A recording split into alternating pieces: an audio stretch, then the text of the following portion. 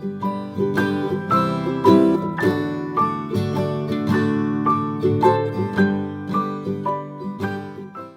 guys, I'm Sneha and you are watching my channel Book Junction. Welcome to today's video. So in today's video, I'm going to recommend you 10 non-fiction books that are ideal for beginners. I know reading non-fiction is a bit more complicated than reading fiction. I mean, both fiction and non-fiction are just as amazing and both are helpful in their own ways.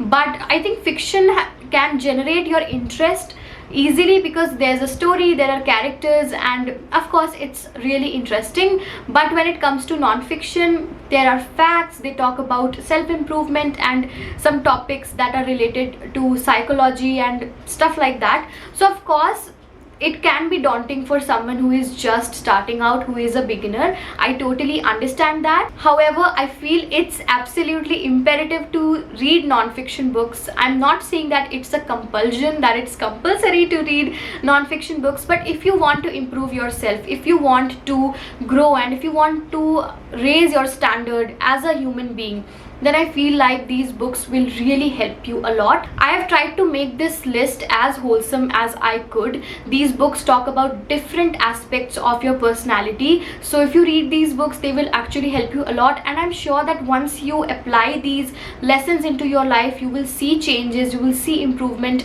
and that will enhance your interest in non-fiction. So now without any further ado, let's jump into the video. I really hope that you will enjoy this video. If you do, then definitely give this video a thumbs up. The first book that I want to recommend is Reasons to Stay Alive by Matt Haig. I highly recommend this book to you guys, especially during these times. We are going through this pandemic and it's really difficult. There are so many people who have lost their loved ones and it is just very difficult. This phase in itself is truly unprecedented. I don't have enough words to express what I feel. Now this book is an autobiographical book. It's not like a legit autobiography, but in this book the author has shared his own experience with depression and anxiety and all of that. What I really admire about this book is that it's very honest and it's very blunt. A lot of times books tend to romanticize the idea of depression and all of that, but this book is bang on, it's spot on, it just addresses things as they are. So the author does an amazing job at describing what he went through and what are the things that helped him come out of that phase. So I think that makes this book really special because he didn't only share what he was going through, he also shared what are the things that helped him, and those things are written in such a beautiful language that you will actually be able to absorb all the lessons and all the tips that he has shared in the book. So if you are going through a tough time, if you're feeling like you need some support, you need some tips about coping with this phase, then this book is a must read. Plus it's a small book, it's not very long, and the writing is so simple, so exquisite and absolutely heartwarming. So I really recommend this book. Definitely pick this one if you are just starting to read non-fiction. My next recommendation is The Highly Sensitive Person by Elaine N. Aron. This book is all about how to thrive when the world overwhelms you. I'm recommending this book because of the topic, the central topic of this book. It's all about how sensitive people live in this world. Now there are so many sensitive people out there. We never really address this. We never really talk about what it feels like to be a sensitive person in this world because our world doesn't quite approves of being sensitive. Usually sensitive people have to go through so much because people just shame them a lot for feeling things because they are sensitive, and they call them emotional fools and whatnot. So a lot of such terms and phrases are bestowed to highly sensitive people, and I think that is really cruel, but what can we do? So if you are also a highly sensitive person, or if you have anyone who is a very sensitive person, then you can read this book and learn more about the traits of such people. And this book talks about what are the great attributes about such people and why, you know, being a highly sensitive person is important in this world, because we need all kinds of people, right? Since there is so much shame attached to being a sensitive person, that's why it's more important to read such a book. Also, the book starts with a quiz, so if you answer all the questions in that questionnaire, you will get to know if you are a highly sensitive person or not. I am personally a very sensitive person. I am a highly sensitive person, and this book was amazing. It made me learn so much about myself. So if you are also a sensitive person, this book is a must read. The next book that I'm going to recommend you is so close to my heart because it talks about a topic that is so central to our life. So the book is 6 Pillars of Self-Esteem by Nathaniel Branden. As the title of the book suggests, this book talks about self-esteem. Now, when I picked this book up, I didn't have much idea about self-esteem. Like, I had a very vague idea about self-esteem. Of course, I knew what is self-esteem, but I didn't know that it affects so many areas of your life. It affects everything. It affects your work, it affects your productivity, it affects your parenting, your relationships, everything. There is nothing in your life that is not affected by your self-esteem. So if you are struggling in any area of your life, maybe there are chances that you have some issues with your self-esteem as well, because you don't know about them, because you are unaware. So if you want to be aware about self-esteem, then this book is a must read, because it's written by someone who has dealt with so many clients and he has first-hand experience with this topic. He has researched on this topic so much, and he has not only shared his knowledge on self-esteem, but he has also provided you some actionable steps that you can take to build your self-esteem. So if you are someone who has self-esteem issues, or if you are going through a phase of self-doubt, this book is a must read. Trust me, it will help you so much. My next recommendation is The Rudest Book Ever. I don't have the physical copy of this book as I listened to the audiobook, but this book is amazing. You can watch my review of this book as well. I have a full review of this book. I've talked about this book in detail, so you can watch that video. But in a nutshell, I just want to say that when I was reading this book, I felt like having an elder brother who is super wise, who has all the wisdom of this world, and who is telling me all these things that are actually relevant to my life. Since we live in the world of social media, which is all about getting validation online and quick gratification, so all these things affect our personality, and we don't even get any time to sit idle and be mindful about the things. But this book will give you the right wisdom in the most perfect way possible, because the personality of the author is such that it feels like your own brother, your own elder brother is sitting with you and just talking about all these things that truly matter and affect you.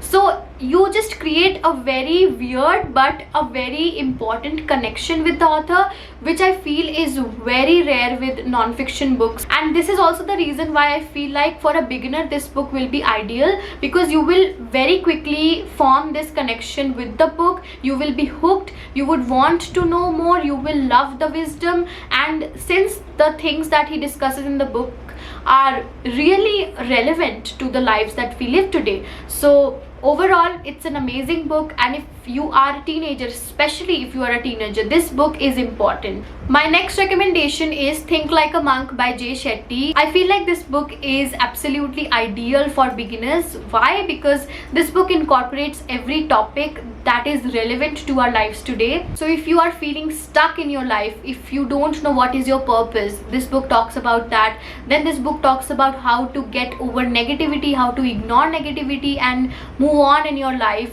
It talks about breakups, relationships, it talks about finding meaning in life. It also talks about how to stop overthinking. So all these topics are so relevant and useful, and we need to work on these things. Becoming a monk is not possible for all of us, plus it's also not good for the economy. If every one of us will just go to the mountains and become a monk, then I don't really think we can thrive as a society. It's not possible like that. However, if we could adopt the mindset of a monk and live our regular life, then it would be perfect, it would be ideal. So that's exactly what this book teaches you. It teaches you the monk mindset so that you can get rid of your monkey mindset.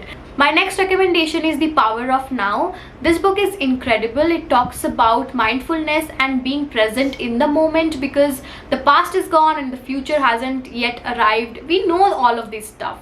All of us know this, But in this book, the way the author presents the topic, the way he breaks down living in the present and giving you actionable steps, I think that is what makes this book so amazing. And the writing is exquisite. It's like a river, it just flows. So I really enjoyed that. Plus some quotations in this book are so good, I can still not get over those. If I ever make a list of books that have impacted me, this book will definitely be in that list. So yeah, I highly recommend this book. My next recommendation is The Psychology of Money. Now, we all love money, we all need money. Money is a good thing, but not all of us have enough money, and even if we do have money, sometimes we are not able to keep that money or contain that money. So this book is all about your mindset regarding money. How you behave in your life when it comes to money matters a lot. How much you make is of course relevant, it's of course important, but what is your mindset? How do you behave with money? What are your patterns with money? All of that matters in the long run. It matters in the way you earn and save and invest. So this book talks a lot about the difference between being rich and wealthy and the people who are wealthy and rich. So you will get to know so much about money and investment. The thing that makes this book really beginner friendly is the chapters. Like, the chapters are so concise and small, so you get to learn about a certain thing in a chapter, and the writing is very compact. My next recommendation is Anne Frank's The Diary of a Young Girl. I feel like all of us know about this book, but if you are a beginner, you may not know, and I feel like it's an amazing book to start reading non-fiction. This book is one of the very first non-fiction books that I read, and I love it. I mean, who doesn't, right? So this book contains 2 years of Anne Frank's life from 1942 to 1944, when her family was hiding in Amsterdam from the German Nazis. And this book is really heartwarming. Of course, it's non-fiction because it's autobiographical. It will teach you strength, it will teach you courage, it will teach you so much, especially that we are going through a pandemic and the life that we are living right now is definitely not ideal. So if you also need strength, if you also need courage, then I feel like this book will really help you a lot. The next book is Barking Up the Wrong Tree by Eric Barker. I found this book randomly on Amazon and I purchased it because the title was really quirky. It's all about the surprising science behind why everything you know about success is mostly wrong. And I love this book. Like, when I picked this book, I didn't have any expectations because I didn't know anything about this book or the author.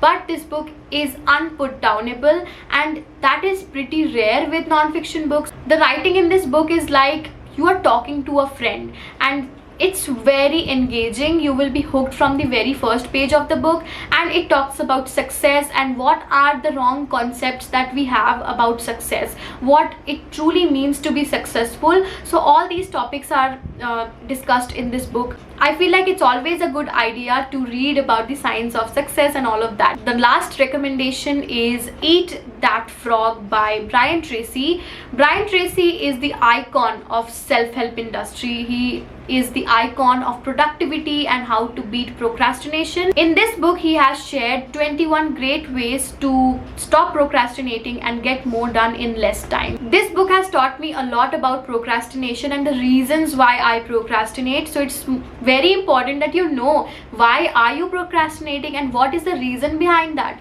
So once you identify that, it's so much more easier for you to stop procrastinating and start getting more productive. The central theme of this book is about waking up and doing the most important task in that day, and for that Brian Tracy has used this metaphor about eating that frog. So you wake up and you eat that frog, that is, you do that big task that you had to do and now you are done with it. So people who are actually productive in their lives, they do not do everything in one day. Their to-do lists are not very big. They don't do a lot of things in one day, but they do all those things that are absolutely necessary and important. That's how they are so productive. A lot of times we procrastinate on this one big project that is really important, and we end up doing all these small things that are not even that important, So that's our way of procrastinating. So yes, this book was really helpful for me. I really loved it, and I feel like it's an ideal book for beginners as well.